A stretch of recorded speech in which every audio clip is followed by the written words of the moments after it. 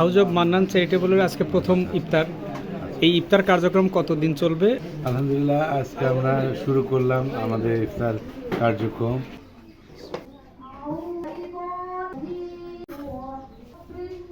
এটা ইচ্ছা আছে মানে পুরো রমজান মাসটাই করা।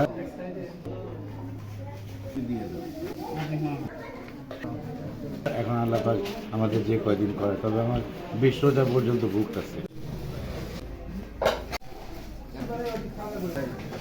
আগামীকাল কোথায় করবেন? আগামীকাল এই রতন গান্ধী সরকার পাড়ায় মাদ্রাসায় একটু একসাথে থাকবো।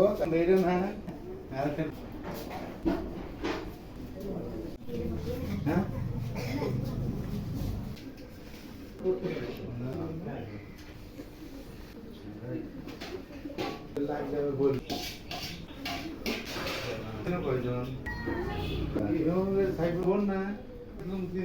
বুকে দেখা যাচ্ছে যে অনেকেই পথে বা বিভিন্ন ভাবেই এই কাজগুলো করছে। তাদের উদ্দেশ্যে কি বলবেন, যারা এই মাসব্যাপী আপনার মতো ইফতারের আয়োজনে তারা ভূমিকা রাখছে? সবাই তো আসলে এই কাজটা করে যে রোজাদারদেরকে ইফতার করানো, মানে এটা একটা সোয়াবের কাজ, এটা আমরা জানি। তবে সবার প্রতি থাকবে যে সঠিক জায়গায় যে রোজাদাররা আছেন, যারা মানে সত্যিকারের রোজা থাকে, তাদেরকে খাওয়াতে পারলে এটা সব দিক দিয়ে আসলে ভালো।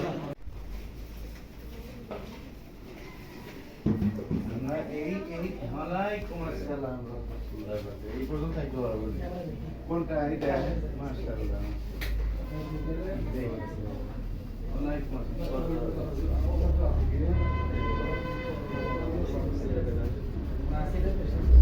আমরা রাস্তায় করতে পারি, কিন্তু রাস্তায় আসলে কে রোজা নাই, রিক্সাওয়ালা রোজা আছে নাকি আমি তো জানি না।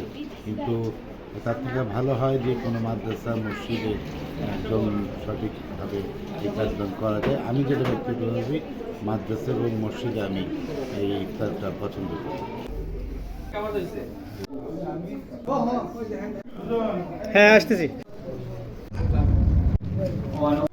হাউস অব মান্নান চ্যারিটেবল ট্রাস্টের অর্থায়নে জনাব শাহবাজ খান সানি আঙ্কেল, বড়রা মারুফ ভাই এবং মিলন টাকা ফিরোজ কাকা সহ আমরা এখানে অনেক উপস্থিত আছি। তো আজকে ইফতারকে সামনে রেখে আমি আসলে অত্যন্ত আনন্দিত এবং খুশি যে আসলে প্রথম ইফতার